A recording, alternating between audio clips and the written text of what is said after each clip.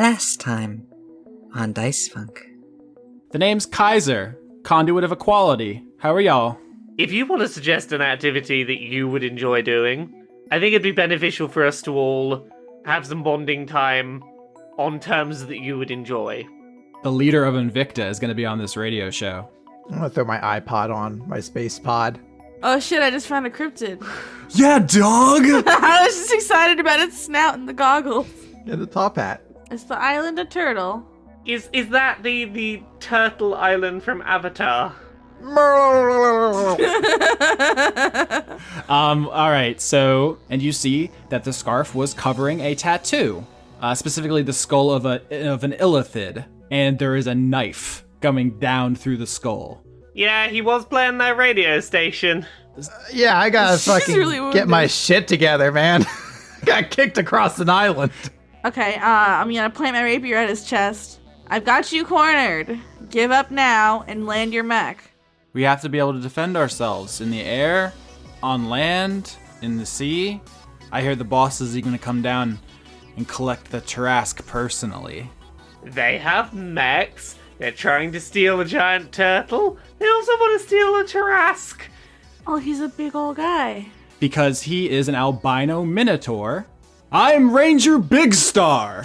Oh, fuck! Throw down your weapons and prepare to submit to the long horns of the law.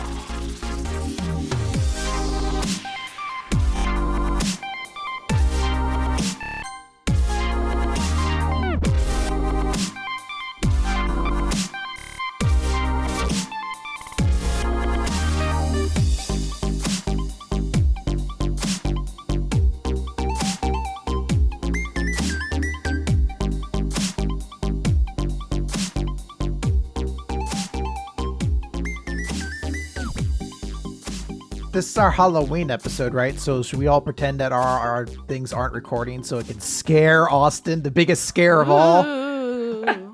I don't know if that's... I might just cry. Is that scary? Are these spooky tears? It's fine. We'll just confuse everyone by all of our character voices will now be just like spooky Dracula, and then no one will be able to tell which character's talking. If you want to scare Austin, throw shrimp at him. Also, this won't be released until like a week after Halloween, so everyone will be... So it'll be right on time with the Simpsons Halloween special. Which is where we all organize our lives around at that particular It's event. where I organize my life around. Treehouse of Horror. Respect. I'm glad you have direction in your life, Chris. It's very important for a young man. Oh, I don't. One of us has to, right? Yeah. It's not me. It should be me. Does anybody want to plug anything before we start? I know there's still just so many butts that people need to be having in the forefront of their mind. So, new Simpsons Halloween special. Oh, sorry. You actually have a real thing. Yeah, people should continue to go on Unbound and pick up a copy of Things I Learned from Mario's Butt. We're about 60% or so funded currently, which is really good, and I want to pay my artist to make a bunch of butt art. I made a big list for him today and was like, this is going to be the list. This is the butts you're drawing. Draw that. Yeah, go pick that up. You can get it with a bunch of different shit. So, Unbound, Things I Learned from Mario's Butt. I'm a big shill. You gotta do it. Also, my phone just buzzed to let me know that Conrad watched The Lawnmower Man. So that's where I am right now. What's that? You have a podcast. Roasted. I do. I have a podcast called Of Horse, a BoJack Horseman fan cast that is about the Netflix television show BoJack Horseman, and it's kind of fun and sad and oddly vulnerable and occasionally awkward. So if you're ever any of those things, maybe listen to that. I don't know. It's on podcast things. Okay, that's how we do it here. Chris, how about you? Anything? I mean, I do a weekly manga recap, and this month we're doing a special bonus pod that's going to be a showdown between me and Nick, where we both pick 3 characters, Shonen Jump characters, who would make the best horror villains. And I am turning one of the most beloved childhood anime characters into a horror movie monster during it. Goku. Damn, I had to start all over now. Nah. He's a terrifyingly bad dad. Lauren, also, you burned your house down? No. I'm just Coming this month from Lauren. House burned down. minding my own business, right? Uh-huh. I was like, oh, I'll just go to the bathroom. Do. Look up, and my fan thing was just on fire. But it wasn't outside. Like, I feel like it sounds like I looked up and there was a fire on my ceiling. I looked up and I could see a fire through the grate on my ceiling. So it was like inside the roof. It's so much worse than I'm making it sound. It was so much worse than it sounds, you guys. Yeah, she almost died, and if at some point she leaves the episode abruptly, if in the middle Sasha just disappears, that's because Lauren was on fire. No!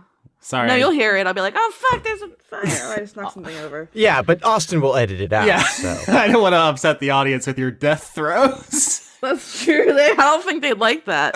They would not enjoy the auditory experience of you being burned alive. That's really dark. See, I think that's hilarious, and then everyone's like, oh god, that's too dark. I'm like, oh, go darker. Well, here's the real tragedy is now everyone's going to question from this point forward whether or not you've burned alive, and Austin's just edited it out. Oh, see, I was gonna say they're gonna wonder if Austin did it to finally get rid of me and my shitty audio quality. It's very roundabout. I feel like there are many more ways to defeat you. You're so small and fragile.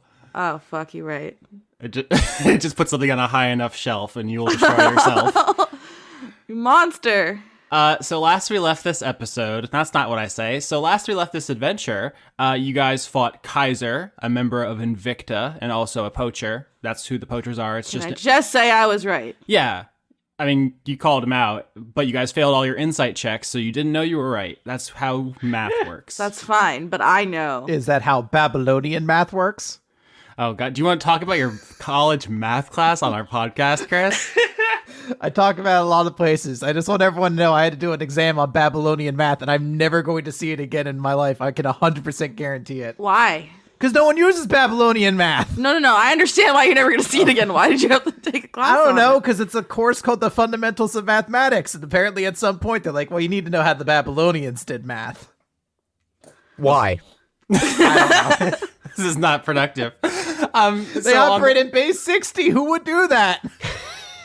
They didn't know a lot of things. I don't know, about the same people who do kilometers, which have a weird base as well. No, Here we are. miles have the weird base? I don't know. Oh, this course had made me appreciate how much I hate the American system of measurements and everything like that. Yeah. So Because it's just as arbitrary and dumb. Everything should be base 10. Yeah. I want 10 hours in a day. It's unfortunate that the Earth does not rotate at a convenient pace for our math. Hey, no, you just take the world's rotation and you divide it by 10 and you call a tenth of a day an hour. There is a system like that. It's just nobody adopted it. Well, they should have done. Screw the world. Okay, so we're gonna have 6 minutes of preamble talking about our projects and our almost dying and our thoughts on metric and imperial systems. I didn't even mention the ooze. That was your story. You botched it. That was your secret. Yeah. Ask me about the ooze, you guys. I can't with you right now. The Mega Drive game where you play an animated slime trying to work your way through puzzle environments. Is it time for us to go fight mechs, please? Oh, Lord. On the last episode, I said very clearly, you guys cannot beat this mech in a fight. And then Lauren and Conrad beat the mech in a fight. Teamwork. High five. Woohoo! Longtime listeners will recognize this as something that happened before in season 3 when I said, you absolutely cannot win this. And then Lauren soloed it. It's kind of her thing. She doesn't know enough about the combat to know she can't win, so she just does. It's my greatest strength. I like to think that I helped with a couple of please don't die to this mech re-rolls. Oh, yes. Integral. My re-rolls were actually behaving last episode.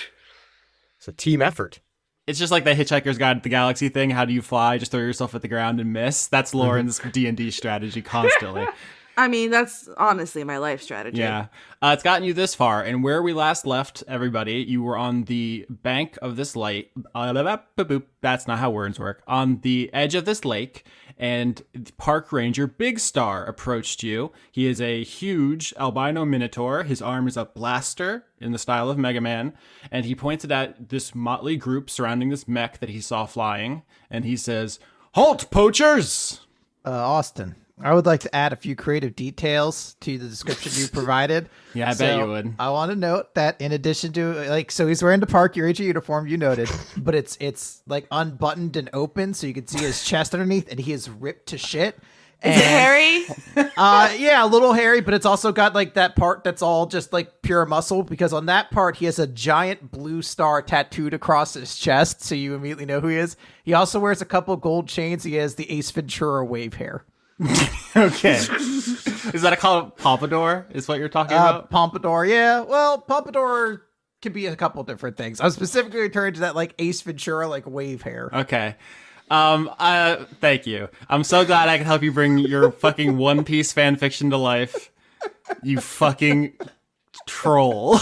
You had ample opportunity to stop me along the way. I super didn't. You're too popular to interfere with. The fans would riot. Anyway, he levels the blaster at the party. What do you do? No. I'm gonna say, hey, Big Star. Oh, Doctor! What's up, Star? You're injured, Doctor. Are these rascals to blame? And he runs over and goes to kick Kaiser on the ground.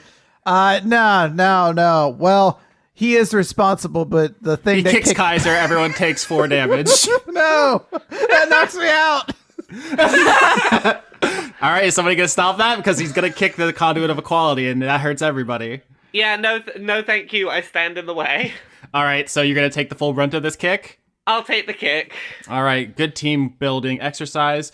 Liamoira, you take 3 damage as Big Star brings his hoof right into your belly with all the forces of friendly vengeance. What do you do? I can handle that. I take the kick and go, I appreciate wanting to kick his ass, but it's definitely not the smartest idea right now. Star, no, you're jumping ahead too quickly, like you always kind of do, bud. This ain't it, Chief. This ain't it. These guys are my crew, and this is somebody who we're trying to stop with poaching. Sorry, I got kicked into a tree. Still all coming back together off that. You seem quite muddled, Doctor. Do you need to take a short break? Can you sit down? I might have had a concussion. We're gonna find out later. Somebody get the doctor a cool drink. Yes, so, the reason we're not kicking this guy's ass is apparently if we kick his ass, we get our asses kicked. It's a whole, one of them conduit things. It's not terribly fun. He's the conduit of equality, so if you hurt him, everybody gets hurt. So on the ground, Kaiser is tied up. You tied his arms and legs. Is he just like a... And I slapped him, yes, vigorously. So, just to be clear, tying him up hasn't made us all immobile either. It's just the damage thing. Yeah, you don't know exactly what it can transfer, but apparently not just the position of his limbs. That's okay. A lot, no. But yeah, so he can't stand or anything? No, of course not. Fuck that guy. Okay, he's gonna start trying to roll away. I'm gonna sit on him. Okay, I'm gonna fly over and sit on him. You weigh like 40 pounds, so... Do we all feel like we've been sat on? No, I'll let you... Come on! I'll let you know. I'll just grab him. Dregg will just grab him by his bounds and just hold him in place. That's probably better. Okay. I do like Sasha trying to sit on him to stop him, and he just keeps going, though. And you're doing a log roll like a 30s cartoon where you're just running and he's spinning. Anyway, so Big Star sees all this and puts 2 and 2 together with the mech, and he says, "Oh, Doctor, this must be that team you ran off to join. How's it going?" It goes well. This could potentially be considered a successful mission accomplished if we could find the rest of the poachers that this guy's involved with. We managed to take down a mech, which by all accounts should have been impossible, so I think we're doing all right today. Yes, that's highly improbable. I don't see mathematically how that should work. It seems like maybe you should have let him go and then came back and fought him later as like a boss or something, but you got him. Well, why fight the boss later when you can fight it down here? I like the way you think, Captain. Hey, Big Star, what's your conduit? So drive me crazy. So out of character, he is the conduit of awe, AWE. But oh my god. At Chris's insistence, he says, "I am the conduit of awesome." Oh god. I had to explain to Chris the difference between adjectives and nouns and why Olivia isn't the conduit of protectiveness and why Sasha's not the conduit of conspiratorial. It just doesn't sound right that way. But Well, I didn't realize none of them were adjectives before. I thought you could be like a conduit of anything, even like concepts. I mean, yes, but I mean, we don't call the captain the conduit of spiritual. Well, no, because spirit sounds better than spiritual, but awesome sounds way better than awe. If you call it spiritual, you ruin my double meaning thing. Yeah, I like Chris just podcasts from the gut. He goes with what feels right, and I respect that. Yeah. So yes, Big Star is the conduit of awesome. And what awe is, we use awesome just to mean good, but awe, the actual word, what it means is like an overwhelming sense of being like, it's almost like the presence of God traditionally. So like when people used to, before awesome entered the mainstream lexicon, it was literally like a religious term for something that like made you felt like you witnessed a miracle. It's like that powerful. So he has like an overwhelming aura where you're just like, whoa, this dude, like all the time. Is it because he's so big and beefy? He's just magnificent. He's huge. He's powerful. He's strong. He's got a gun for an arm. He's just a lot. He's 100% total party dude 24/7. Fuck yeah. He's just a fan favorite character that is designed to be the best. Yeah, he's a total Marty Stew, I guess is the term, but I have an excuse, which is I did not create him. He is all rights reserved TM for Chris Larios Productions at Rolo T. All right. Well, now that Big Star's here, Olivia throws herself into the lake, and I start playing Big Star. I was wondering. Bye. I mean, she could breathe underwater, so I guess that'd be a bad way to go. Woe is me. Anyway, I'll just chill down here. What do you guys do? Well, I'm gonna ask Big Star about the other park ranger, the one who was killed. Like, does Big Star work with somebody? He tells you that all the park rangers have different areas of the park, like all the different biomes that are there. So they don't really meet each other that much. He knows him by reputation, and he is sad to hear that he has passed, but he did not know him personally. I can also be a bad egg Uh-huh. and do some creeping around in Kaiser's thoughts. Is that what you call using your morally dubious spells being a bad egg? It is now. Is that an Aarakocra thing, or... No, you never heard that? They're a bad egg. No, I understand the idiom. I'm just saying, is it... Oh, well, now it is because I'm a bird, so yeah. Means you're a bad baby. Just as a query, I can't remember. Did we find out what the poachers were after last episode? It was the turtle, wasn't It it? was the turtle, right? Well, they were after the turtle. That's what Kaiser was after. The Invicta is here to kidnap megafauna, both as like biological weapons because they are just powerful and as like symbols of their independence and strength. Yeah. So right now they took over the space station as like a flex on the Solitaire, but they're not going to stay there forever. They're probably going to try to colonize a planet, and having a giant turtle to patrol the seas and a giant Tarrasque to patrol the land and something to patrol the sky is a huge military advantage.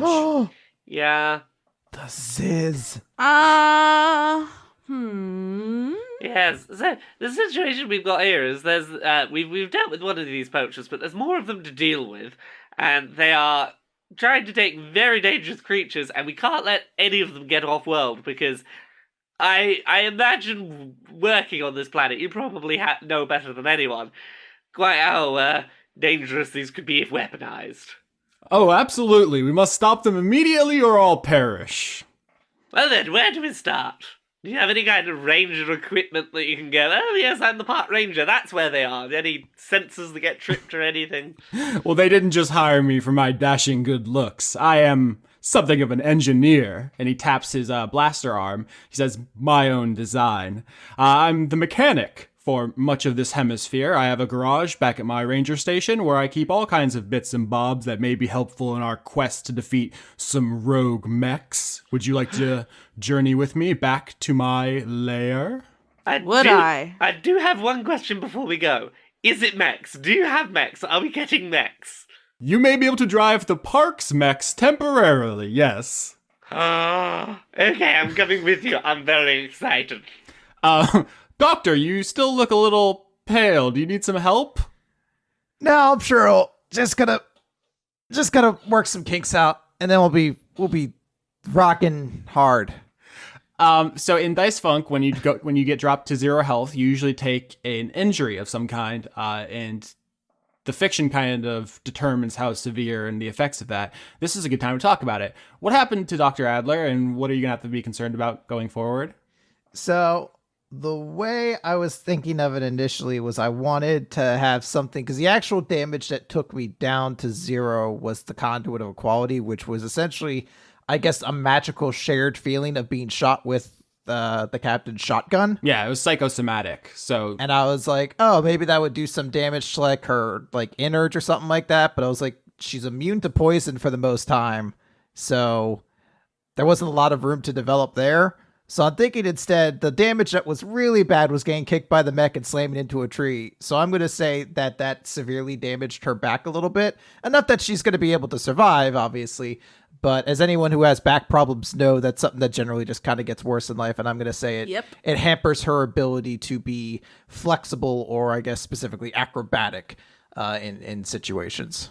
All right, so you're going to take disadvantage on acrobatics going forward? Yep. Sounds good. She's got a bad case of Brian's spine. Brian's spine. I can say phrases. Yeah, phrases are good. I enjoy them. So before you guys leave, I want to say you probably do take a look at the mech real quick, and you discover that Kaiser had some magical devices on him. They were in a secret compartment in the mech, and these are called anchors. They're basically like, for Chris's benefit, imagine a Jackie Chan talisman. Oh, I like that touchstone. Thank you. This is for the audience. Chris messages me on Skype like twice a week to talk about Jackie Chan adventures.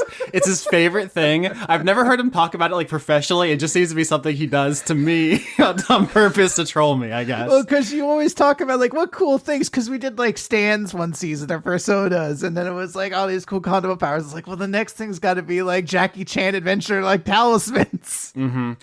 So they're magical devices, which I guess, Sasha, you can use your detect thoughts to figure this all out, right? So we could have a whole long scene where we try to like arcana or, interrogate, but I'll just let you know because you can poke around in his mind. Love it. Because teleportation is not possible on planets, they can't just teleport these giant creatures off. And they also mechs don't have the ability to achieve escape velocity tied to a giant turtle, right? The way they were planning to get these things off the planet was to attach these anchors to them, which kind of eventually they slowly generate like a pocket dimension that the creature can be stored in. And then they just like pop them out where they need them then? Yeah, they kind of just go, it takes a couple days because the creatures are so huge, right? So they attached these anchors to them like a week ago when you guys first got the message about the poachers, and they're coming back now to like finish this job. Basically, if you guys wouldn't have caught on to what Kaiser was doing, he would have found the anchor, pushed the button, and whoop, the turtle would have been sent to this pocket dimension, and Kaiser would have just picked the anchor up and walked off with it. And Good thing that we beat up the mech. Yeah, but you assume that's what the other Invicta people are doing on planet. So now you know how to stop these guys. So that's what we're doing. It looks like Big Star got here because he saw the mech flying through the air with Sasha and Dregg clinging to it. So he saw that, came over here riding on a giant hamster. Oh. Sorry, that's just extremely good. Yeah. Shotgun. I want to ride in the head. I bet you do. So you guys are all gonna... No, not like that, Jesus. I just meant that you want to give him like ear scritches. Well, okay. You got to make everything weird. You and your fiery goo. That is me. So you all mount up on the giant hamster and start going back to Ranger Big Star's station. So you just the hamster slowly galloping across the plains. What do you guys talk about or do on the way? I'm gonna slap Kaiser again. Stop! No, because I'm not doing it with enough damage. My bones are hollow. I have I'm just to demoralize him. All right. He tries to throw himself off the hamster and under its feet to get trampled to kill everyone. Well, that's rude. I mean, can't we like tie him to the hamster so he can't roll off? I would have had to have let go of him for that to have happened at some point. Yeah, Dregg was holding him. Yeah, so dexterity contest. I'm going to do dexterity, you do strength. You try to hold on to him, and I'm going to try to score him out. Okay. 11. 24. Oh, crit. All right, it's a crit, so you tell me what you do. So as he tries to squirm out from my grasp, I'm just going to bring him in real close and position him so that, I have a good firm hold on his torso, and his head is just ever so close to my armpit. Oh, no. Geneva Conventions, Space Geneva Convention, please. We don't all smell Dregg's armpit, do we? I don't know. What would they have to roll to check that? Oh my God, can we not? Can we not? Please no. But I'm gonna keep him there for the remainder of the ride. All right, so with a crit, Kaiser is neutralized. He was definitely going to be very difficult this entire ride, but you got him. What else happens on the back of this hamster on your journey? So, Big Star, it seems you're familiar with the Doctor. What's your, history, the two of you? Oh, the Doctor and I go way back. We used to work together, and we got into some scrapes. I drove a ship. It was a whole thing. My arm, lost it. God, those were the days. Anyway, Doctor, why don't you tell the rest of the story? Well, good story. I'm here, basically. I decided I wanted to get back into helping people, so I decided to eventually join up with you guys. That's more or less it. Great storytelling. You're definitely opening up to us. I can feel it. I can absolutely feel it. We're going to be best friends before you know it. Oh.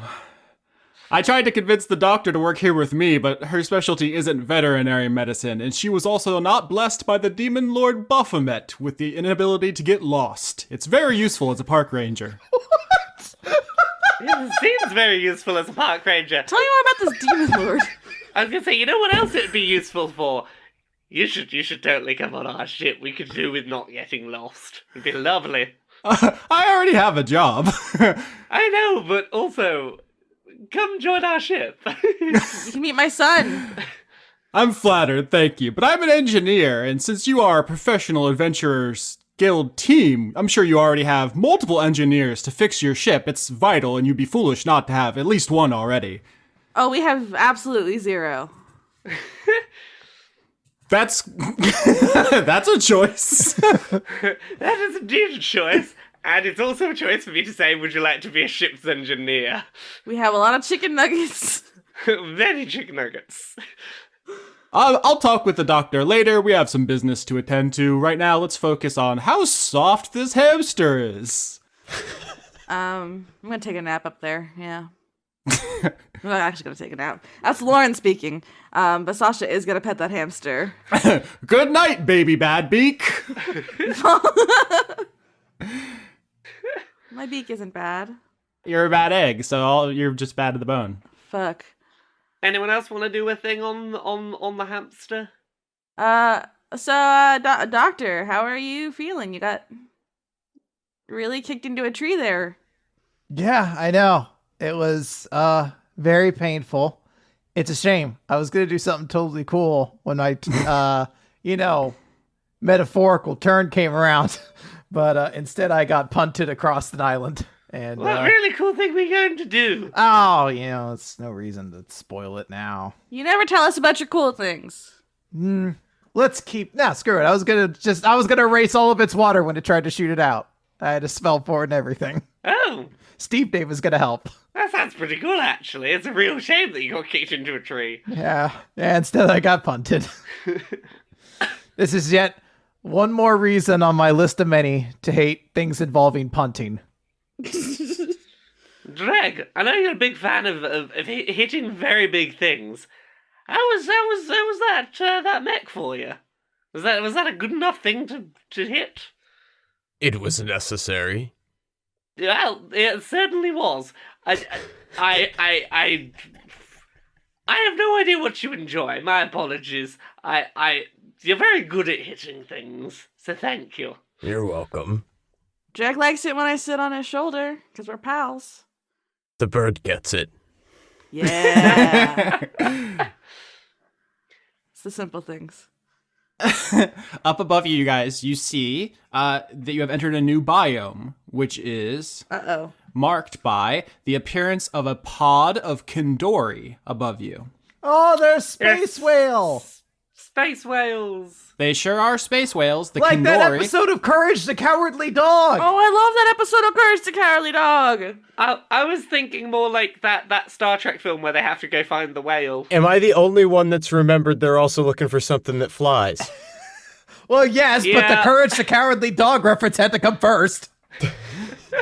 It's a very a ubiquitous trope for something so strange and specific. Also, Final Fantasy, one of them, they ride a space whale to the moon. I think 4? I don't know. The point is, there's a pod of space whales above you. They're called Kindori, Kindori. They are much bigger than Earth whales. They actually fly, as we've said, above the ground in a school. They are about 120 feet long, proportionally thick. That's not the word I wanted to use. It's the only word that came to mind. I tried. Oh, they thick. They thick, though. Thick. Bulky? Chonkers. They're chonkers. A lot they coming. The main physical difference you'll notice between them and Earth whales is instead of having 2 eyes, one on each side of their head, they have 4, all on the front, arranged in a horizontal line. If you want to know more, that's a nature check. I rolled an 18. I am not participating in this check. A 9. 13.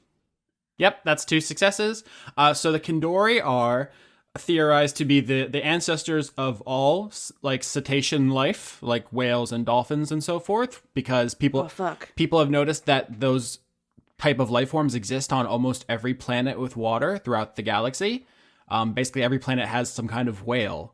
And so how did they all get there? Well, there's a giant whale that floats through space. So that seems to be a common Just thing. spraying itself all over planets. Apparently. And some of them have water, and wow. I mean, it's probably more complicated and more tender than that, more erotic. But as we have all noted, the idea of the space whale is just thoroughly in fiction and culture for some reason. Someone could probably explain it. I cannot. But this is the Spelljammer reason for that, is because there is a common progenitor, which is these guys. They are basically peaceful. They don't have mouths. They're photosynthetic, or not actually photosynthetic. They are the mammalian equivalent. Photosynthesis is different. Don't worry about it. We don't have to get into the photosynthetic cells. They eat sunlight. They don't have mouths. They have 4 eyes. They're giant whales, and they're just floating above you peacefully, just like 20 of them, and they're just like, Oh, they're just big, gentle babies. Yeah. Conrad is totally right, though. That's, I'm assuming, what's being stolen. Yeah, clearly. That seems like yeah. Yeah, Big Star says, like, that is the greatest aerial creature in this hemisphere. The dragons on the other side of the planet are more powerful, but they're too powerful. They're brilliant. You can capture a Tarrasque. It is just an animal, but dragons have wisdom beyond entire cultures. A single dragon could decimate any force thrown against it, especially the ones we have here on Hypatia. Are they like chill if I just want to like go hang out and chat? Like, The dragons? yeah. Well, we have both a sun dragon and a moon dragon on this planet. Moon dragons do not care for visitors. You will be killed. Sun dragons are more of an option, if perhaps you could interest one. But once again, sun dragons are so named because their natural habitat is the surface of the sun.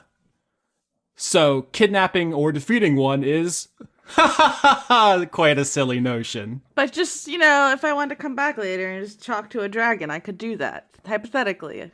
If you make a beeline for the sun dragon habitat and you do not give it any reason to devour you, perhaps. Noted. You say that it's a silly thing to try and fight one of those things. Has a sun dragon ever gone up against this particular bumbling bunch of fools? Because we apparently are able to kill things we're not supposed to. Yeah, I have to be very careful about saying you can't do things, because you fuckers will absolutely do them. But yeah, Big Star says if they want an aerial creature for their menagerie, they're probably gonna steal a Kindori, because they can't steal a dragon. Nobody can. If the gods still existed, they would have difficulty wresting a sun dragon from this planet. Both the sun and moon dragon are here by choice because they're chill spots. I love those guys. They were just so big and powerful, guys. That when they were making Spelljammer, they're like, dragons, right? Like, they're big and strong. What if we just got absolutely fucking buck wild? Like, what if dragons, but more? I like the fact that we got to this planet and we were like, oh, Tarrasques, that's the scariest thing we're gonna see while we're here. That's the thing that we should not mess with. Yeah, no, there's actually another kind of dragon in Spelljammer that I am not including because it's just silly. It's a dragon which can use the spell Wish at will. What? Ooh. So that's just like not even like not What's the point? even doable. Yeah, it's not. It's just a novelty because like every once in a while, D&D, the people in charge of D&D will be like, what if we make the new strongest creature ever? He can summon black holes and throw them. It's like, okay, well, I mean, it's not really a thing we can use, but thanks, I guess. Some fun lore. Could someone, like, just hypothetical D&D question, if someone had Wish, could they use Wish to turn this thing into nothing? Is that how the D&D works? You could just be like, no, I use Wish, no to that. It depends on the edition, and 5th edition Wish basically lets you cast any other spell or something at the DM's discretion. Oh, so okay. You could true polymorph something into something else and then smush it maybe, but... Yeah. Anyway, so what do you guys do? You're on the hamster, you see these Kandori above you, you know about the Sun Dragon and the Moon Dragon. Big Star seems pretty chill. I think he tries to, he has a handout for Dregg to do that beginning of Predator, Arnold Schwarzenegger, bro arm thing, you know? Yeah. Do you guys, did your biceps bulge? No, he's eyes on the prize. He's got an armpit full of poacher here. Now's not the time. Okay, so you turn down Big Star's moment of bro? Yeah. I'll do it. Yes. See, this is teamwork here. I love it. All right. He's the fuzz, man. So, Big Star, if we want to get up there to presumably stop one of these things being kidnapped, what's our best options for getting up there? Do we go back to our ship, or do you have any suggestions? Like, as park rangers, do you have any way of going up there? Up to the Kandori? Yes. Do you not have to look after them, I suppose? Yes, my garage has any number of equipments that could help us get up there. Going back to your ship is ill-advised in this no-fly zone. You'd probably do more damage than good setting off those alarms. So, unless you want to lose your adventuring license and get me fired and all kinds of stuff. Well, that seems like a good plan. What options have you got for us? What have we got on offer? Sorry, I'm trying to figure out what's the name of the actor who played Dutch in Predator. No, not Dutch. That's Arnold Schwarzenegger. The guy he does the arm thing with. What's his name? It's killing me. It's not the guy who was Apollo Creed. Carl Weathers. Yeah. Damn it. Oh, yeah. Carl Weathers. You should have said Apollo Creed. Sorry. I had to exercise that from my brain. It was going to bother me the whole episode. I'm probably going to cut all of that out. It's not funny. It's just bad. Hold on, I need to find this. Apparently, there's an Apollo Creed versus Predator comic. Hell yeah, dude. Oh, wait, no, never mind. It just sent me somewhere that has a sexy Predator, and I don't know what's happening. Oh, I made a lot of mistakes. Oh, my Lord. Apollo Creed versus Predator auto-populated in Google. The first thing said Apollo Creed versus Predator comic behind. I was like, oh, sweet, there's a comic. And then it's a sexy Predator, and it all went a bad way, and I'm sorry. Welcome to the internet. I need to see the sexy Predator now. Yeah, how do you define a sexy predator exactly? Well, it's wearing fishnet stockings. I guess armor thong, and is seductively looking at me with a rose. Oh, Chris, he loves you. And so the word you used to describe this is sexy, huh? Oh no, I'm looking at it. This is a sexy Predator. Oh, no. Oh, those fishnets are. I'm going to cry. Sorry, Austin. Yeah, no, it's super good. His scaly thong. No, I mean, in your defense, the episode's definitely called Sexy Predator now, so who's the real winner? So Liamoira asks about what mechs he has back at the garage. Mm-hmm. Yeah, what mechs and or other options? What do we have for going up there to maybe fight off poachers? Well, I don't know about fighting.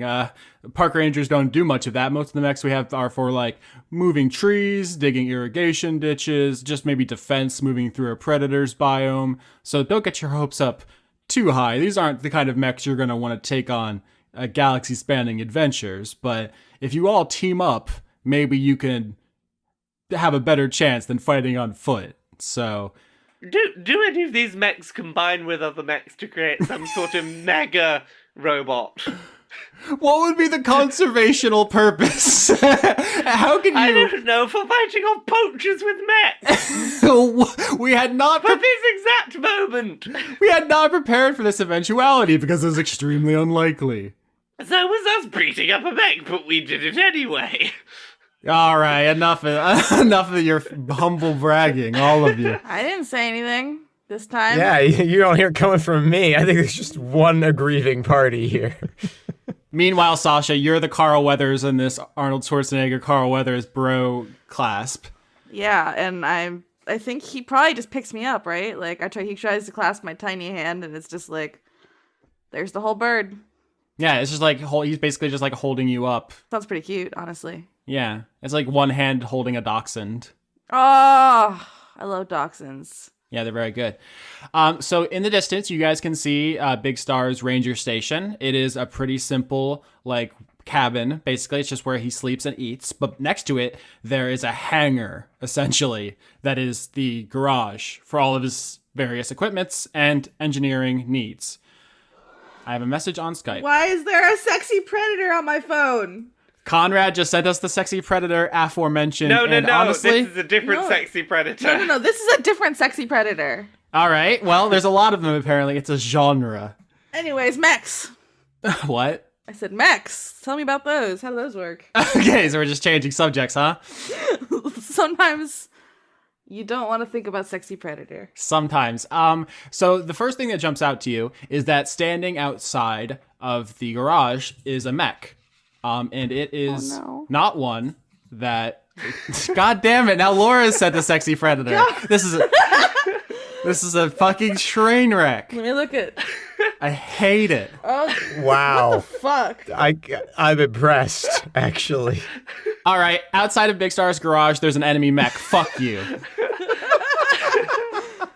Oh, no! This is a Legrand Malamute, is the name of this. He big. Yeah, it's extremely big. I know dog breeds. It's extremely big, extremely stocky. It is basically a transportation and like shipping mech. Like it picks up big containers and moves them around and puts them in other places. Does it's it not a look combat like, mech.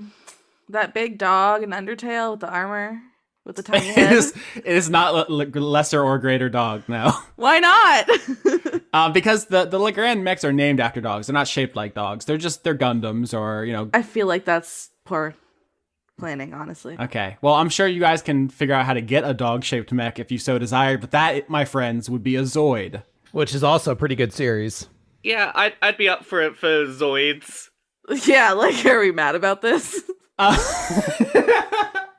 So yes, there's a big, stocky, like shipping mech outside of the garage. The cockpit seems to be open, and there's wires hanging out of it. And the door of the garage is open. I say garage, it's like huge. Like there's a ton of mechs inside. So, Are there any that look like an egg? you can't see inside the. Well, we got the one enemy one to worry about, I think, first.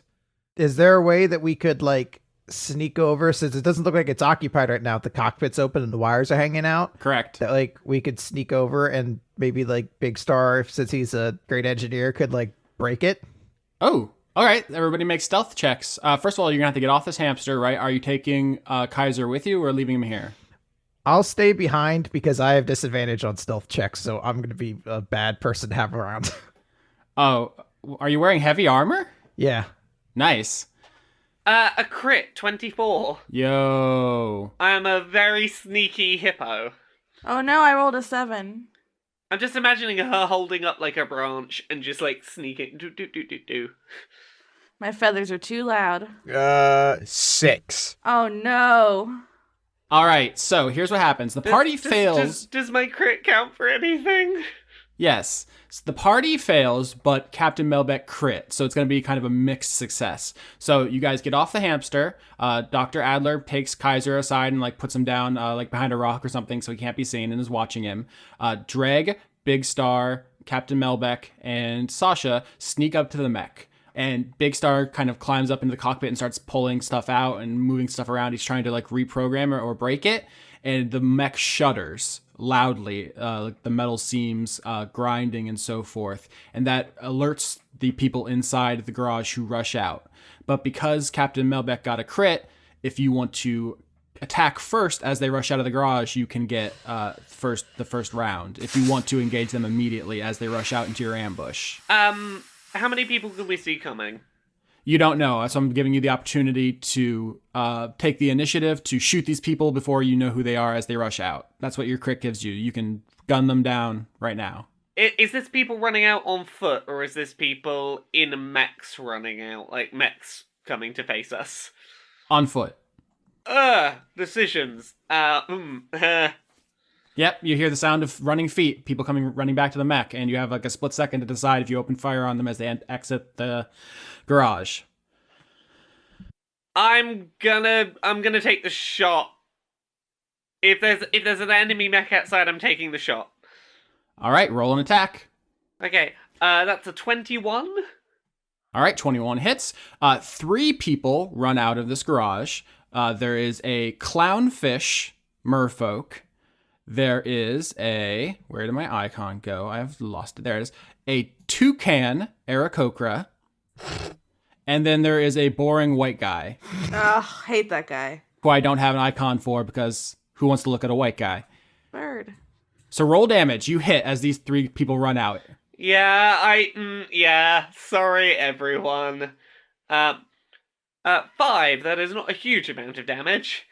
It is not, but it's a scatter gun kind of weapon. So you hit all 3 of these people as they rush out. And you can see as they stumble from being shot, the toucan has an Invicta logo on his beak. The clownfish has one on his face, just like a gang tattoo, and the human has like small ones across his knuckles. This is me panicking and just like I've completely typeset this group of supremacists as like, they're all humans, right? Because humans are shit sometimes. So I was like, I thank goodness they're bad too. I mean, the first Invicta guy you fought was a merfolk, so... Yeah. Oh, yeah. It's been 2 weeks since we recorded that. I don't remember who we fought. That's true.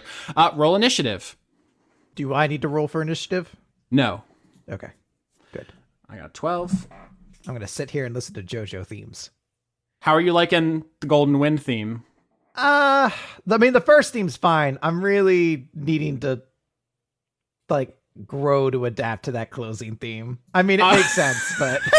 If you guys haven't listened to the new season of JoJo, the ending theme is just like, when I wake up feeling so horny. That's how the show ends. Basically a porno song. like an R&B 90s porno song.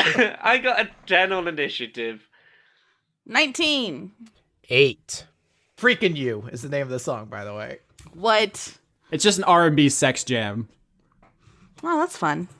The intro's growing on me. The first time I heard it, I was like, that's kind of whack. But honestly, I've listened to it like a dozen times, and you know what? It's got charm. It's fine. This is like probably my second least favorite JoJo, so I don't have high expectations one way or the other to it. And after it surpassed everything Part 4 could have possibly done with like its openings, so I'm pretty open to it. Strong JoJo opinions in your D&D podcast. Yes. All right, Sasha, you're up first. 3 Invicta members. I'm gonna say soldiers because they're like a paramilitary group. So soldiers. I want to be nasty. Uh-oh. Okay. I'm gonna target the white guy. Yeah. And I'm going to cast Dissonant Whispers. Okay.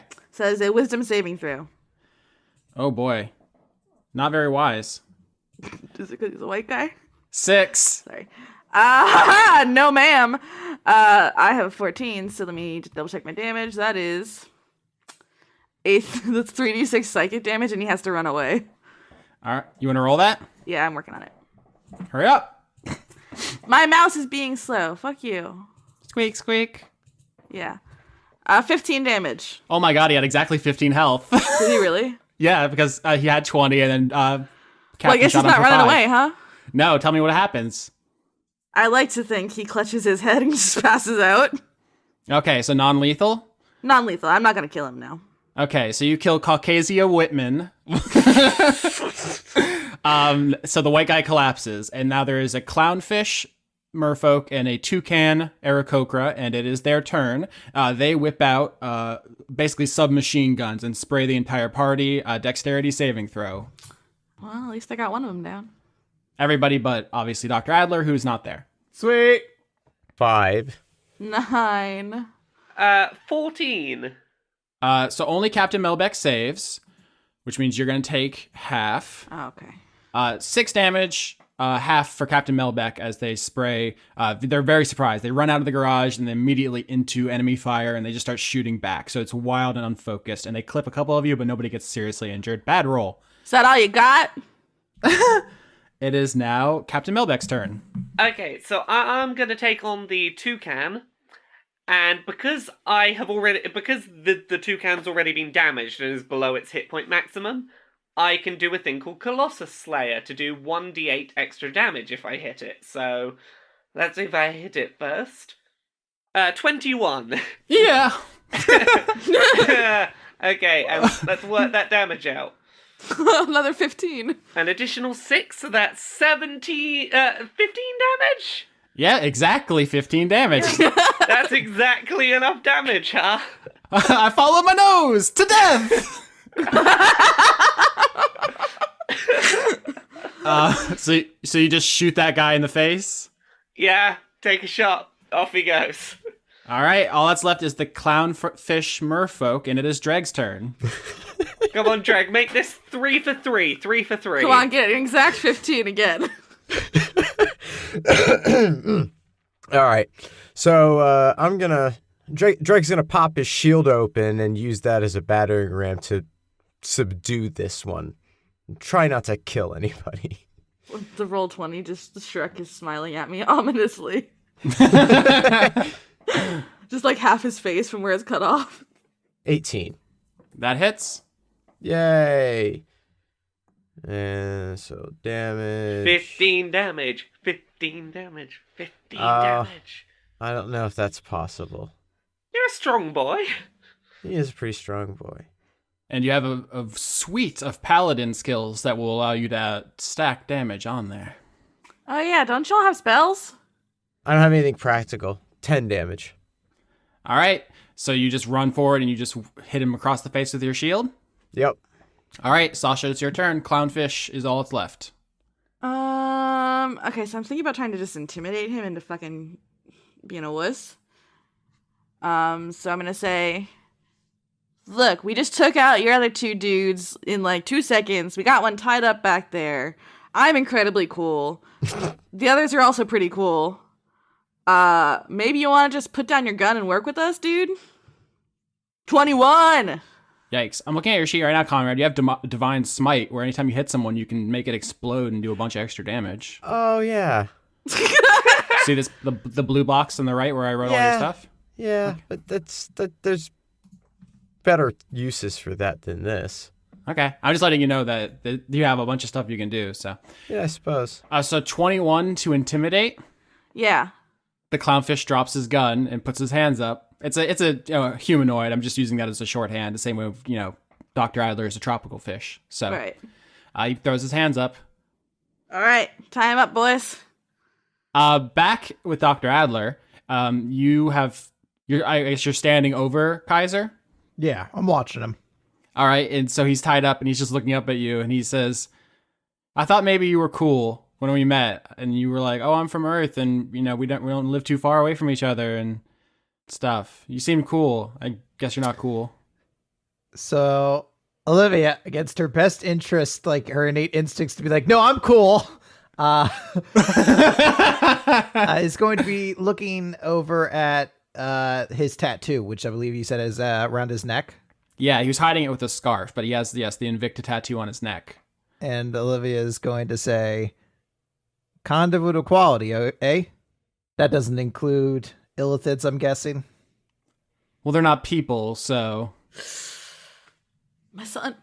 is it really is it fair to share with monsters? We got to look out for our own. We are all equal, and they are monsters. It's sometimes interesting to see how life has perverted the world of forms. I'm pretty sure the forms are fine. That tattoo speaks differently. Equality for some, but not others, is not equality. It has equality right there in the name, Laura. What's that whole Animal Farm quote? Some of us are more equal than others. Yeah. Yeah. All right, so Didn't Andrew Ryan say that in BioShock? I mean, BioShock is literally just quoting a bunch of stuff, but yeah, I mean, Laura just made the subtext text, so I apologize. I just got excited. I was like, oh, I remembered a thing from like actual media for people and not like nerd shit. Literature. I read a book. I remembered a thing from some literature I read once. Yeah. Olivia will say, so how did you get in with Invicta anyway? I mean, how everyone gets in. We're veterans. We served in the Illithid Wars. Keeping the planet you're from unconquered. You're welcome. Olivia won't say anything else. She's just gonna quietly kind of watch. So you stop talking back, and Kaiser says, "You know, I'm not actually bird racist. That was like a joke thing. Obviously, our leader is an Aarakocra, so that I'm just trying to, not a thing." I'm gonna shoot him one finger gun, but not like enthusiastically, just like a gotcha. So I'm gonna start playing some electro swing music on my space pod. all right, so you start playing their space pod. Yes. Kaiser rolls over quickly and tries to use the hamster's claws to slit his own wrists. Okay, I can cast Hold Person. Mm-hmm. So a Wisdom saving throw to beat a 14. Botch. Dumb. Can I say he rolls underneath the hamster's butt and the hamster just sits on his face and farts into it a lot? Absolutely. Yeah, so twice now he's tried to use his conduit to escape, and both times he's been fucking humiliated. First Dregg crit, and now he botched. Both times the worst possible failure. And he gets hamster butt stomped instead of killing all of you, which would have been an ignoble way to go. I'm going to give the hamster like a scratch and be like, you're the real conduit of equality. All right, the rest of the team, you tie up the clownfish man with the Invicta tattoo on his face. And he's on the ground. And he's like, when Colonel Cassius gets here, he's going to fuck you all up. You know that, right? I beat a mech. What are you gonna do, bitch? Have you seen his mech? I'll beat that one too. Nobody can stop me. Okay. Y'all are dead as fuck. You're dead as... No, I didn't kill you. You could have been dead as fuck. Appreciate that, bitch. I'm appreciating be on the winning side, whatever. Oh yeah, it looks real winning down there on the ground. Okay, so Sasha, you're gonna keep smack talking this fish man. Yeah. Inside the garage, you guys find a bunch of mechs, many in states of disrepair and being repaired, disassembled, and so forth. But there are some that you can use and that Big Star can reprogram so that you can pilot. The best option, Big Star tells you, is that there are 4 Legrand pugs. Ugh. Are they shaped like eggs? No, they're just smaller than other mechs. I know, I just really want one shaped like an egg because I'm a bird. So if you're a human, you'd want a mech shaped like a woman's stomach? What are you talking about? No, it's different. And also, it's a uterus. Get it right. You know what I meant, though. It's representative. I just wanted an egg. I can't believe I'm getting trolled like this. So these are 4 small mechs. They are not the size of the Malamute or the Dalmatian, but working together, you may be able to fight off a bigger one. And they don't have traditional weapons. These are just like groundskeeper mechs, but they have landscaping tools like rakes and hoes and pitchforks and stuff that you can use to fight. Okay. And they don't secretly have the ability to combine or anything, no. Yeah, we can't Voltron, can't we? No, you guys, that's something you need to work up to. You can't get Voltron in episode 7 or 8. That's fair. Okay. Now that you've put this on the table, season finale, I want to Voltron. I will get my egg. Start spending your downtime working towards that. Mm-hmm. All right, so you guys can reprogram and pilot the pugs. Are you going to leave Kaiser and the clownfish here, just tied up on the ground, or? No, that seems like a bad idea. So Dregg will at some point need to go to Big Star and say, "Do you have a place we can put these?" And gestures There's at like a shed we can lock them in. gesturing at our friends that have been bound. Giant hamster farts in Kaiser's face again. Got him.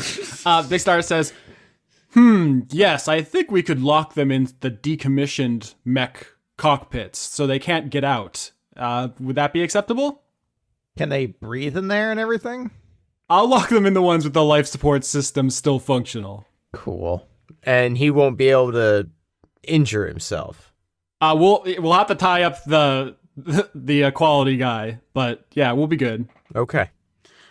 Maybe we should get all the rest of their conduits. I mean, you blew off the toucan's face, and the human is not going to regain consciousness for a couple of days. The clownfish will do nothing but swear at you, so... Fair. All right, let's go. Let's go save some whales. Save the whales? Fuck. I walked right into that one. You want to save the whales, Lauren? Have we seen the nuclear whistles? Yes, the nuclear vessels.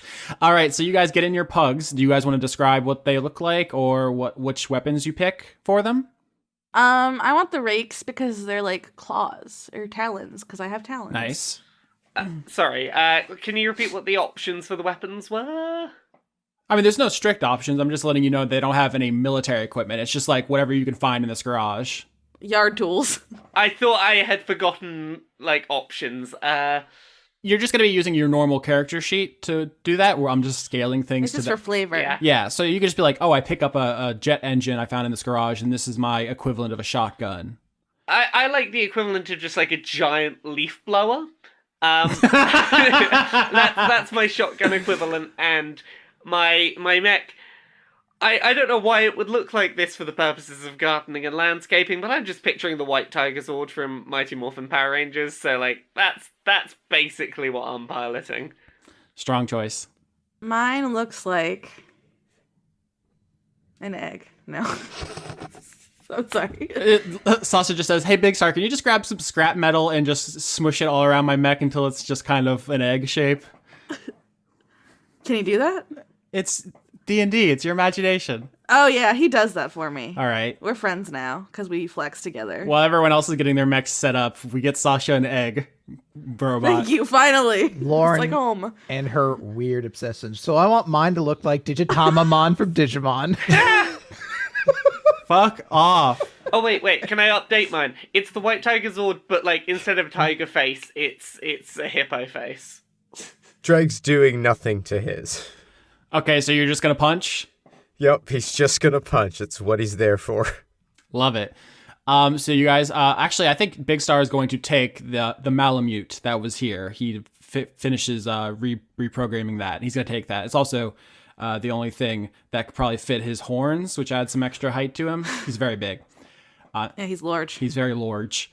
So you guys get in those mechs, and they once again, the way they work is you kind of sit in this cozy cockpit, and there's these wires that like wrap around you and hold you inside, and then the thinnest ends of them kind of work their way under your fingernails and connect to your nervous system, which sounds icky, and it is.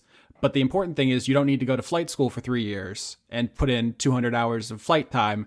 You can just do it. You just do it like your body. Yeah, it's just your body. So we don't have to like find someone who we're perfectly synced with and both do our movements in tandem, and then in the third act reveal we had a sword all along. Take that, Guillermo del Toro. You fuck. Where's Pan's Labyrinth 2, my dude? He was too busy giving us the fish man. Yeah, although, yeah, to be fair, he's actually doing us a solid. All right, so you guys take off from the ranger station, and I assume go up to the pod of whales where you expect there soon to be an attack. Yes. These whales, about 20 of them, floating gently through the air, just... Do they like scritches? Animal handling. Fuck yeah. I'm going to roll to very gently give them like pets with the rakes because they're so big. I hope, like, the not scratchy side of the rake. Yeah, just like it's like a pet. Uh-huh. Oh, I rolled a 6. They hate me. Oh no, you do the wrong end of the rake. Oh. I poke them just a little bit. Yeah, you scratch this whale, and it's a kindori. I'm going to keep saying whale by accident. I apologize, but it's a kindori, and it does a. No, I'm so sorry. I'm a monster. And yeah, so you guys, I think you just land on top of these whales because your weight is nothing compared to them. They are just unreasonably huge. They would be the biggest life form on Earth if they were on Earth, but that's how big they are. So you all land up there. Is there anything you do or talk about while you're waiting? Are there open communications between the ships, or? Yeah, I mean, with a conduit of communication, you guys can all talk no matter what, even if there wasn't. Okay, just checking. My son is so helpful. Yeah, so the blue whale is, let's see, up to 98 feet. So, and that's the largest animal known to have ever existed. These things are 20 feet longer. Come on. Olivia will note that we need to try to be quick because we still actually have to find the anchor point on that turtle and the one that they might be looking for on the Tarrasques as well. Yeah, I'm going to roll perception to try and scan the whales for any sign of an attack or of the talisman thing. Yep, roll it. Enhancing the whole time. You have an actual enhance because you're in a mech. Oh shit, I can. I only rolled a 9. Nope, you fail. You do not see anything. Is it just perception we're rolling? That's what she chose to roll. That's looking around, yeah.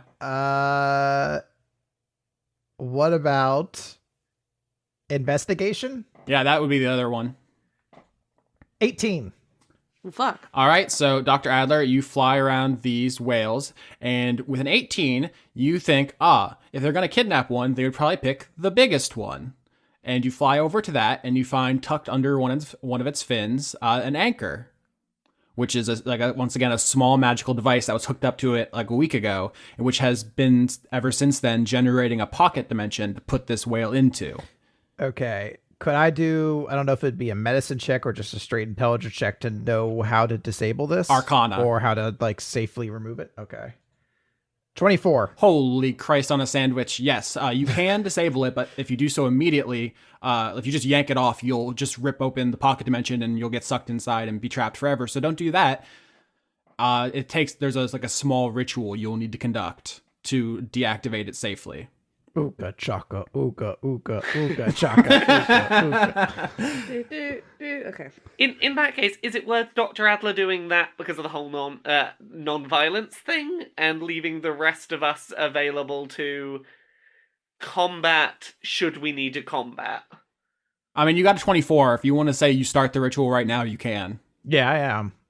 I mean, I'm already there. So you land the pug upside down under the whale's fin. Can mine be called the capybara? Aww. Do you just want to name it that? Like, you can give a ship a name. Well, yeah. I don't like pugs, but I like capybaras. What? Oh, now you're starting to fight. My sister had a pug. It was annoying. It will keep me up at night and in the morning. How dare you? It's very awful. But capybaras I love. So you're in a pug-class ship that you have called the Capybara. In my mind, I'm slowly rewriting my own mental history that this was never actually called the model pug, and it's always been the model capybara. Once again, you guys are getting very precious about these mechs you're going to have for 2 episodes, and then later when you get your own mechs, you're going to be very mad that you wasted all these good ideas. Oh, that's going to be the ultra capybara then. Oh, fuck off. Yeah, you don't think I had better ideas? All right, so you land the the pug class capybara under the whale's fin, under the Kindori's fin, told you, and you're going to conduct a magical ritual to deactivate the anchor. It's going to take about 5 minutes. In the meantime, I'm going to conduct the ritual in Aquan, by the way. So they're like, yeah, the most romantic of languages. Meanwhile, the rest of you, your sensors start beeping, and you have enemy inbound. Okay, do I know where it's coming from? Above you. Oh, that's not good. I mean, it's all a matter of perspective in space. Thinking about using shatter on it before it gets here. Uh-huh. Because of disadvantage to metal, and to get a pop in. I'm just gonna do it. I'm gonna big dick it. Ugh, alright. So, Constitution saving throw, I guess. 15. I would have crit. God damn it, you still beat me. All right. But that's half damage, which is 3d8 thunder.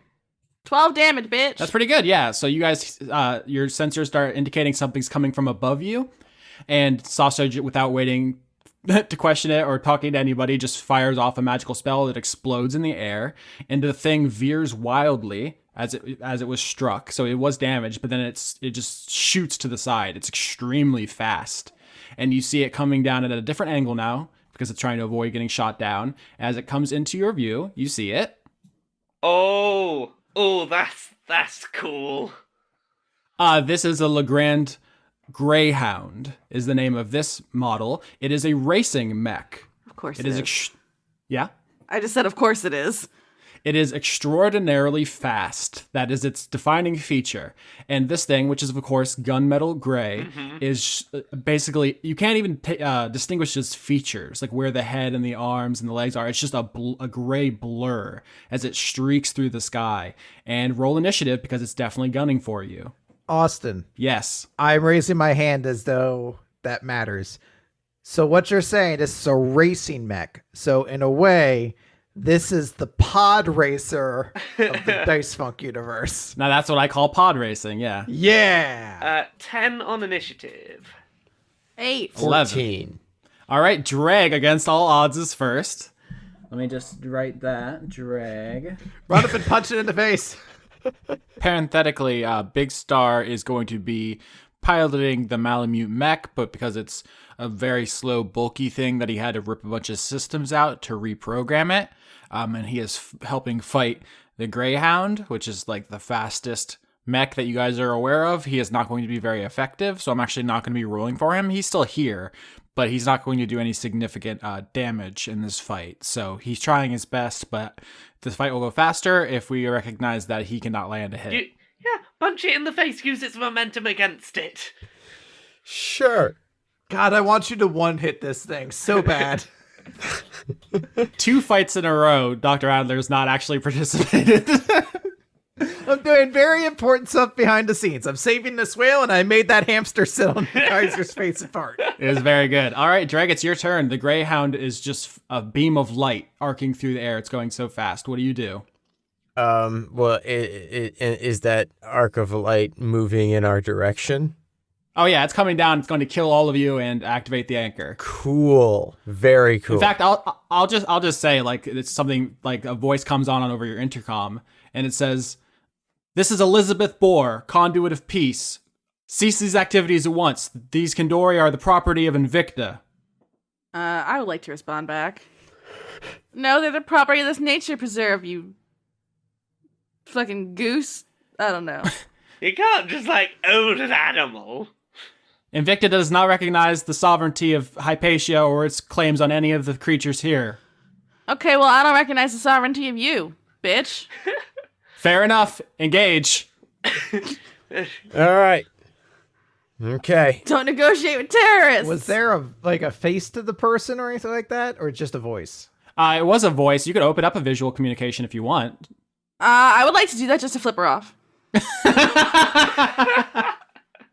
Okay, you turn on you send over like a face communication, Sasha. This is just you and her, and the screen pops up, and you see that she is a Kuatoa. Oh. Which is kind of like a merfolk, but merfolk are like human, like basically human with fish features. Kuatoa are the opposite. They are anthropomorphic fish with like only minor human features like arms and legs.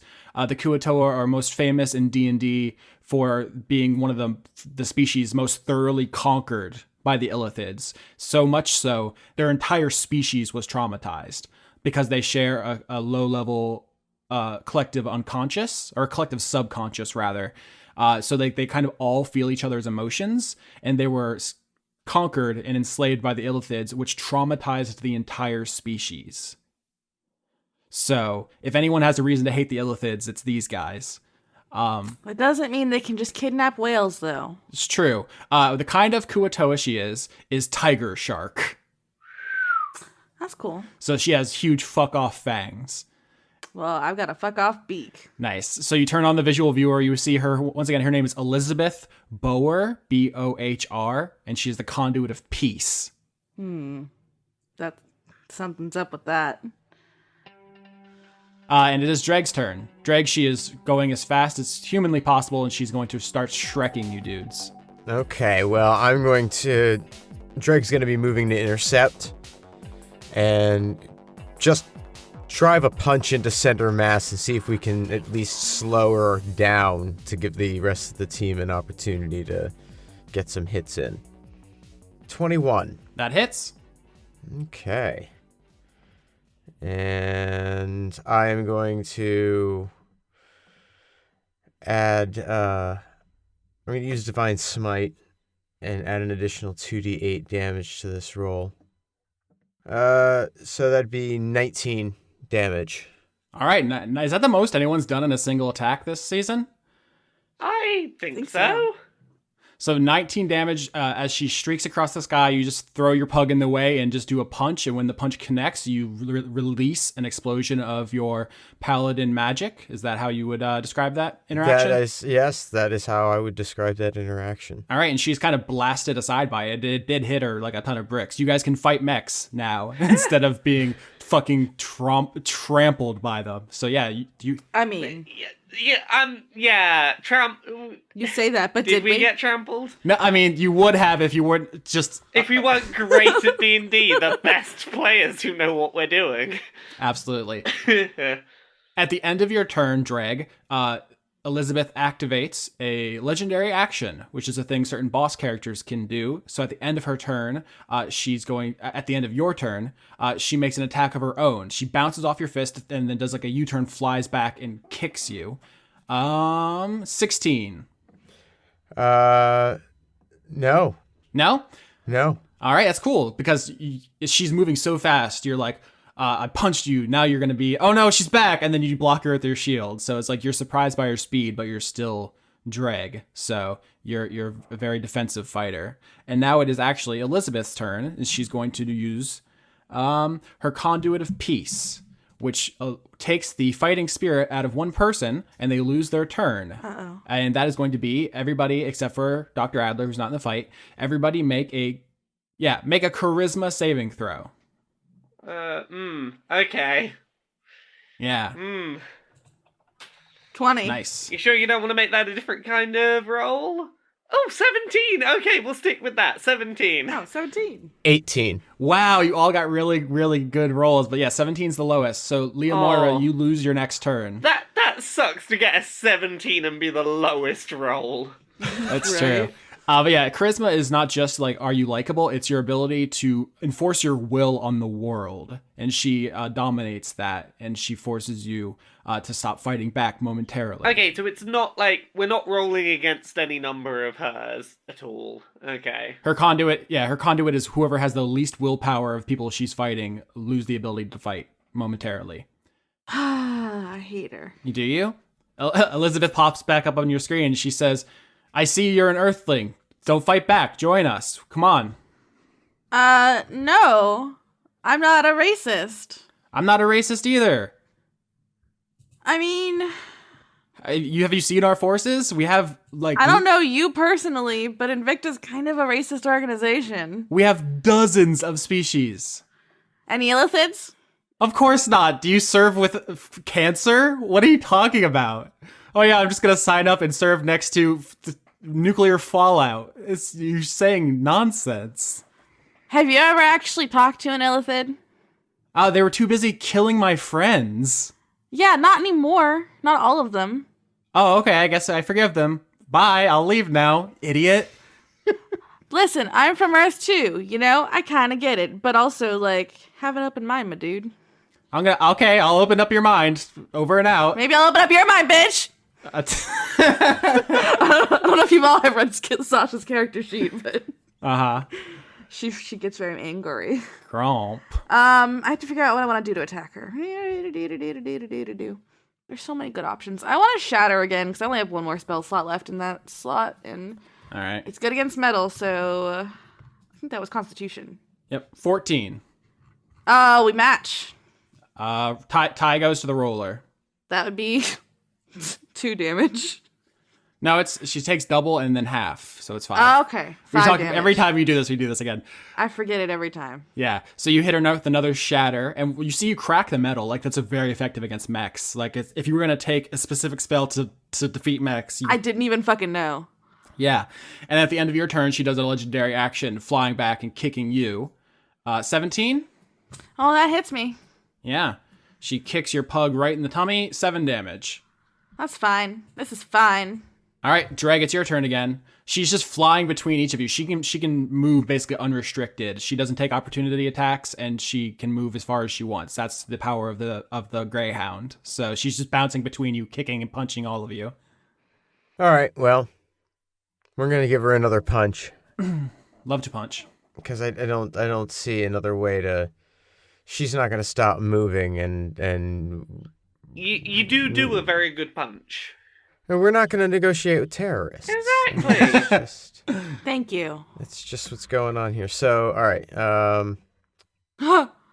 That's a crit 26 Boy, on my attack roll. this is the classic speed versus power matchup. See, this is what I'm saying. Use the speed against it. That punch is gonna hit all the harder because they were going at speed. Oh God, I'm getting Mountain in the Vipered. It's worth noting, Conrad, if you choose to use your divine smite or whatever the fuck it is, that damage gets included in the double damage shit then too. Oh shit! All right, yeah. Yeah, you could fucking explode this thing in one fucking punch. I could afford to use another spell slot in that. Yeah, I could do that. Oh, boo! Wow, you rolled a bunch of 1s on the damage. I did roll a bunch of 1s on damage. I got 11. 22 damage is still a pretty good amount of damage. That's respectable. That's still a pretty good hit. Yeah. I mean, you might have defeated her in a single punch, just blown her in half. But yeah, with your bad rolls, you only do the most damage you've ever done. So at the end of your turn, she you rock her with that punch, and it just nearly shears an arm off her mech, and she comes back and tries to punch you. 13, that misses. You just deflect her yet again. She absolutely cannot lay a hand on Dregg. Brutal. On her turn, Conduit of Peace again. Everyone charisma saving throws. Okie dokie. And I think it's the way it's represented is just like all of a sudden all your mech controls go dark, and you're just kind of floating there, Captain Melbeck. 25. 12.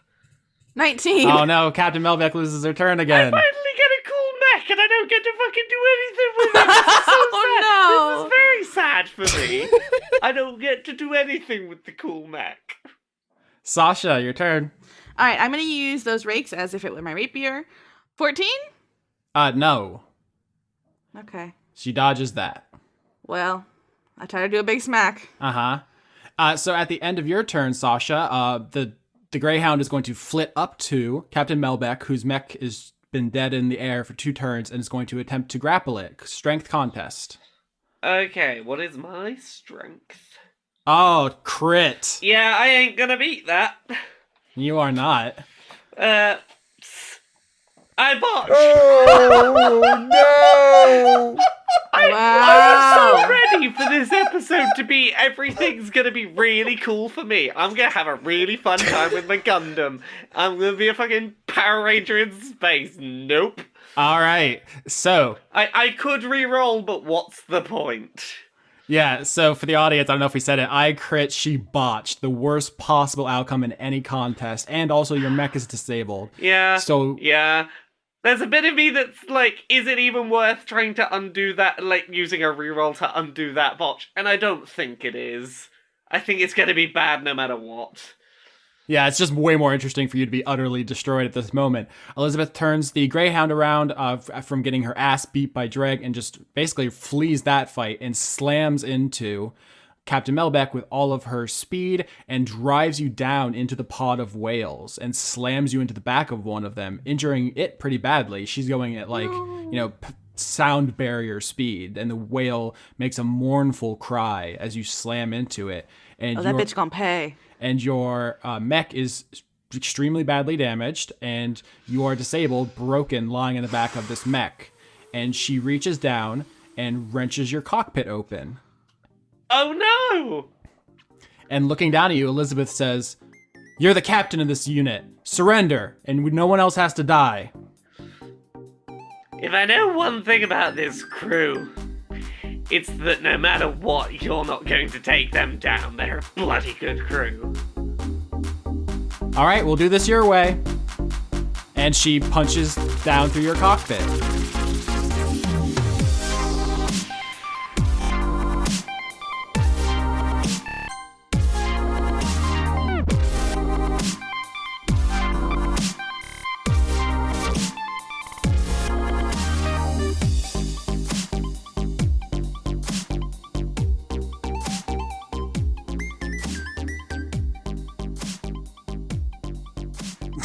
At the rate we're going, though, someday the credits are going to have to be their own show. We're going to have a spin-off show. Yeah, we're going to have to bring somebody else in. It's going to be a whole production. I mean, it's a good problem to have, right? A smarter person would be able to leverage this into some kind of intelligent way besides just being buried under the list, but... Good luck. Thanks. November 2018. Credits. Oh god, it's already November? Well, what are you thankful for? Turkeys? Almost started crying again. Hold on. They're not that cute. They are pretty cute. Uh-huh. But also delicious. That's true. I love turkey gravy on mashed potatoes. That's the shit. And I'm thankful for music, which we have credits for. We have the songs we use this month include Your Reality Future Bass Remix from Doki Doki Literature Club by The Musical Ghost, Morning Thinker, an arrangement of Thinker from Armored Core 4 by Overclocked Remix, and The Sound of the Galaxy, an arrangement of Freedom's Progress from Mass Effect by Overclocked Remix. Wow. You really jumped the gun on that one. You said wow before I was even finished. I know, because I didn't know there was more. There was so much. You're so excited. All right, executive producers for November. There's quite a list. Also, Patreon changed a bunch of things, so I think it's an alphabetical this month instead of whatever system was before. And also, a bunch of people were declined, so if you're not on the list, I apologize. It is Patreon's fault and not mine. Please be mad at them. I'm doing my best. Yeah, don't make Austin cry. He's a very gentle boy. I'm so fragile. I'm going to read the list of names that they sent me, though. Is that okay with you? Yeah, sure. I'll help. Thanks. First up, we have a rad skeleton with a skateboard, Kiefer Lowe. Wow, I'm jealous. We have a turkey joke. Gonna be that kind of month, huh, folks? They're gonna fucking get us this month. Aki Savalainen. Albert West. Aaliyah.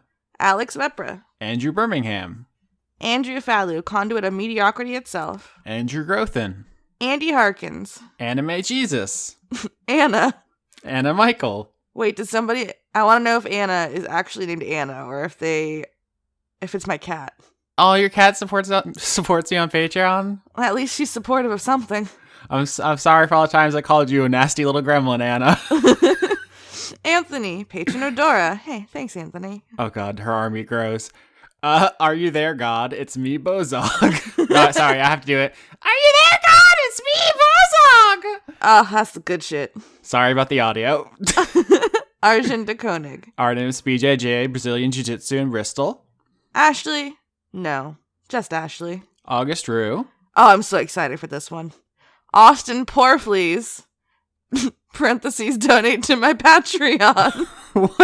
What does that even mean? Poor please? Because it sounds kind of like Yorsky. Oh my god. They're getting you so hard this month. I've been destroyed entirely. I like this next one is just a message. Austin, it's all caps. Austin, tell Laura to tell Jim I said hi. I'm not a messenger.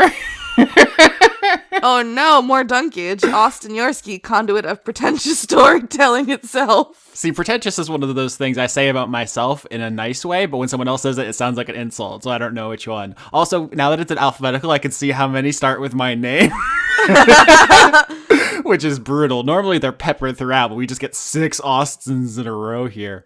They love to dunk on you. They really do. Austin Yorsky died to pinwheel twice. How would you know? If you're going to dunk on me for my Soulsborne gameplay, I could not beat the blood-starved beast without help. How about those real dunks? No one's ever died to pinwheel. It's nonsense. I have no idea what you're talking about. It's a Dark Souls boss. Oh. Brady, conduit of failed murder. Keep trying, Brady. Brendan Williams. Wait, no, don't keep trying, Brady. Hold on. Hold on, Brady. Please stop. Legally, I'm not allowed to encourage you. Brendan Williams. Brent, every single McElroy. Goatley-McElroy Esquire. Really, I've never seen anybody spell Esquire that way, Brent. But honestly. I love it. You kind of killed it. Brittany and Jermaine Walls, dual conduits of senseless bickering. That's Y'all need to work on that. Yeah, it's either sweet or I'm pulling for you. Bruce Wayne, conduit of Batman. Well, you just just completely destroyed his secret identity on air. Oh no, this next one's pretty good. I mean, I am excited about reading the name Buster Muffin Half. But I wanted to go back to Bruce Wayne, conduit of Batman, because if the conduits existed in the DC or Marvel universe, would everyone's completely be busted? Like, you wouldn't be able to just be the Flash in your civilian identity. You would be the conduit of speed, and everyone would know. Uh-oh. I feel like no more superheroes. Sorry. Yeah, it completely destroys the fiction. Anyway, Buster Muffin Half. Yeah, that felt good. I'm glad I got to say it twice. Please don't bust it. Or do. Cameron Abbas. Carter Rayner. This is going to take 6 weeks at this rate. Christopher Charlow. Cody Jackson. Quorum. It is a truth universally acknowledged that a single man but it's in all fit. Sorry, Quorum. Counterfeit. Daria Morgan. Dawn. Dawning Frost. Dennis Bankston. Dennis Pancake Detlefson. Devin, conduit of evolution. Still holding out for that dragon type, Evie. Oh shit, this next one is me. Dorian, conduit of self-destruction. Grayson. There's an entire subgenre of people who are trying to get Lauren to say same, and it's honestly the best thing about doing this every week. Douglas Williamson. Dr. Tao. Dr. Goatman. I wonder if you guys go to the same school. Yeah. Dragon in the server room. Drowned Summer, conduit of Ronaldo dances. Dylan. Everin in the chamber of secretion. Do not secrete in the chamber. I mean, there are certain chambers in which you are. No. It is okay for you to secrete. I just want to be clear. Okay. Einar Johansson. Ecorin. Elderly Goose. Eleanor Nonante sees Periton. Aline. Emma loves moose. I also love moose. Oh, fuck yeah, they're so big. Oh my god, they're mighty. Indigo Vandane. Erwin Lala Gadek. Leila Gadek. Lilagadek. I don't know. Eventual Eden. Extellaris. 5 purple conduits. Florian H. Fubar, conduit of not only foo, but also bar. Francois V. Or the 5th. That's what I always say. It could be Francois V. You don't know. Gorfanax Jr., conduit of hunger, and CEO Gorfanax Brain Meats. I do think we should vote him off the board, though. Grimlock. Happy birthday on November 13th. Jorgen, Indie Monster, conduit of name B. I know it's butchering. I know it's name butchering. Lauren does not have Excel, so I have to export the list that Patreon sends me into a PDF, and it ruins some of the marks that aren't in standard English, so some of the names don't look right for her. Oh, I have an excuse. What's yours? Oh, I have a bad mouth. Oh, okay. Next name, Harley Astor. Harrison Andrew. Hedron Master. Highway to Mel. Fuck, that's very good. Hustle Bones. I am Tosk. I am Tosk. Aw. It's a Star Trek thing. Anyway. Oh, I would not know. It's okay. I read a Zandra light novel and transformed into a patron. Ian Morgan. Any relation? No. I know this says Emmanuel Pinacios. I thought it said Emmanuel Pistachios, and I almost lost it. It also could be Pinocchio's. It's Pinacios. I know. I don't know why I said that. I said that so snooty, like, obviously. Ingemar Grimon. Isaac Arevalo. Jack Clough. Jade the Mind Sculptor. Oh, Jade's back to normal. Hey, Jade. Not banned in Modern anymore. Not pretending to be a McElroy anymore. Caught you. James Neely. Janiac, conduit of 5 gallons of lube and a kilo of glitter in a paddling pool. Oh no, that sounds like a mess. Is it Janiac Laura's fiance? What are y'all getting up to over there in England? They just have more fun than us. Everybody has more fun than me. Damn. Jaspel, conduit of Movember fluffiness. J. Logan, conduit of queerness itself. Jay Poirier. Jeff Clark. Jesse, conduit of existential dread. Also a big mood. Joaquin Groening. John Beresford. John Kerry. Not that one. I add that. What'd you add? Not that one. I say that every month. John Kerry, not that one. Oh, because John Kerry? I bet they're really tired of me saying that every month. Probably. It's like, that's just my name, Austin. Stop it. I know, I'm sorry. Okay. John Potts. John Barnett. Joseph Tombrello. Josh Mosier. J.P. Green. Oh, I thought that was JRPG Ian. I was like, what is that? Sorry. Juman Jack-O-Lantern. Still rocking the Halloween. spooky. I respect it. Julian Phillips. Junk 2.0. Just a jester. Justin Berthasell, conduit of Ooh Woo itself. Also a big mood. Mm-hmm. Caster UK. Kate, conduit of instant regret. The biggest mood. Kaylee Scherer. Keller Automat. Kevin Dobbins. Killer Cotton Shizno. Kitty Foe. Christina, conduit of every animal on Hypatia themselves. They are absolute units. You have to give it to Christina, come to my house if you're all those animals. But if you're not all those animals, then you lied to me and don't come to my house. them. We don't have any place for liars in this house. The cats lie a lot, so I guess I do. Damn. Criterion, conduit of bad puns. Lana Seawolf, Lady of Bones. She's a paleontologist, so it's not... I know that sounds Wait, is very she ominous. really? Really? Huh? Is she really a paleontologist? Yeah, you need to spend more time in our Discord. I spend a lot of time crying in bed. I don't have time for other things. Okay. The schedule's packed, I'm sorry. Levy the Young, conduit of not mad, just disappointed. Lily Cage, conduit of Stay Tuned. The rudest conduit.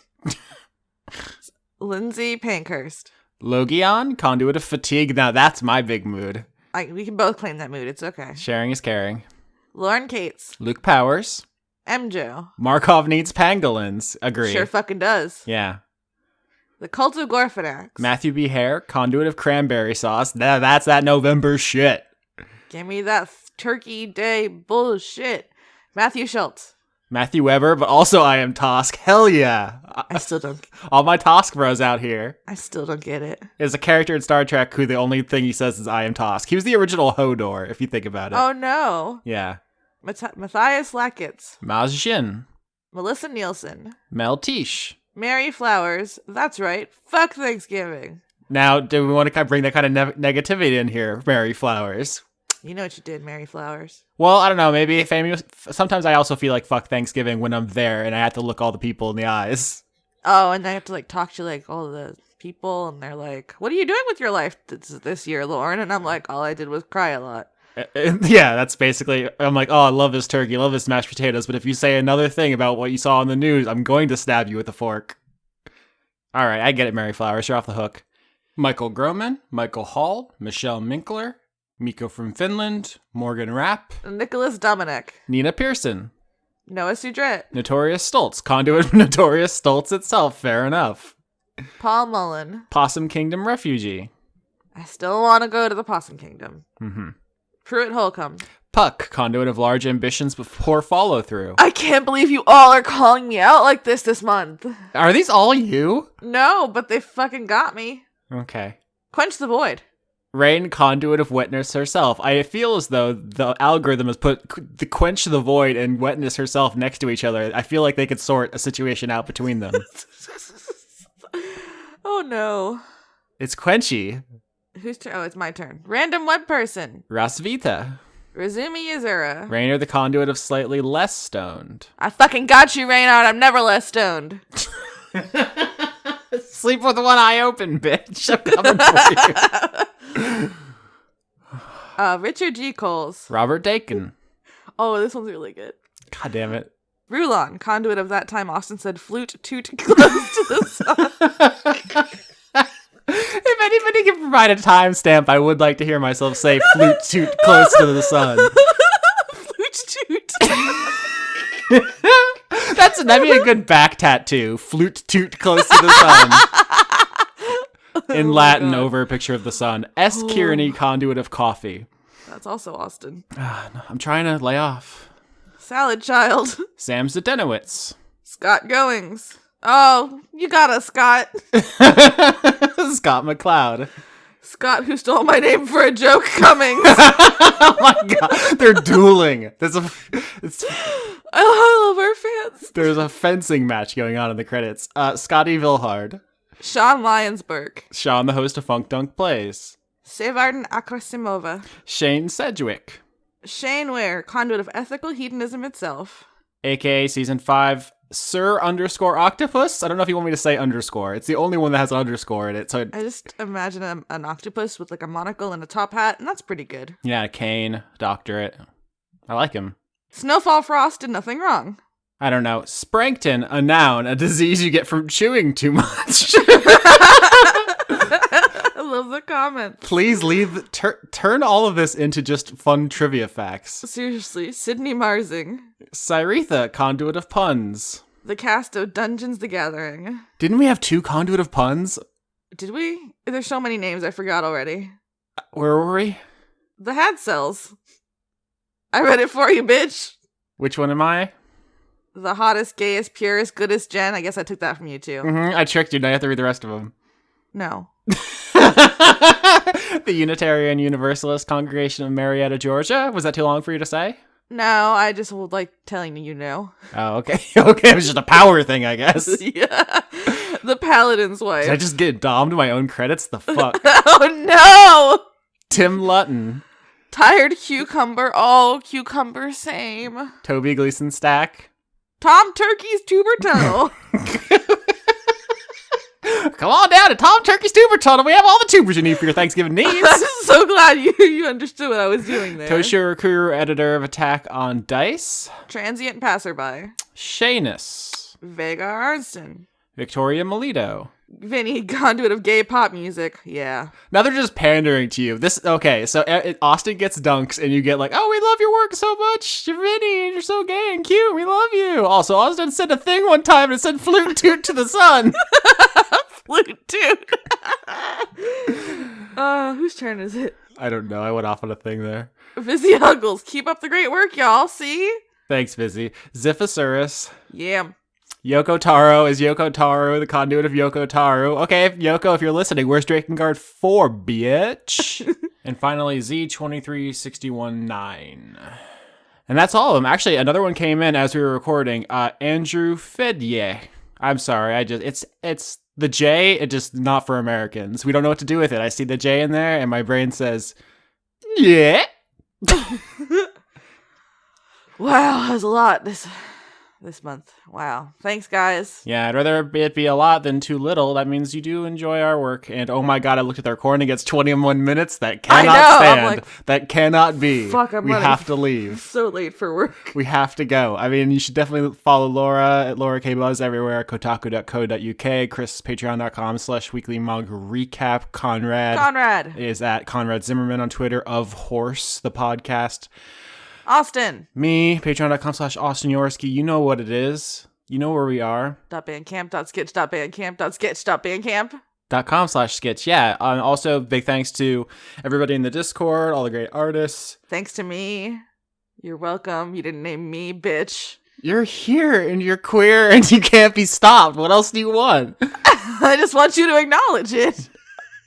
That's what this show is. It's nothing but acknowledging that. Fair. Thanks to all the moderators in the Discord. Thanks to everybody who sends me constructive criticism. I know the combat could be harder, but they start crying. I'm sorry. If I make it harder, they cry. I don't know what you want me to do. I feel like we don't cry.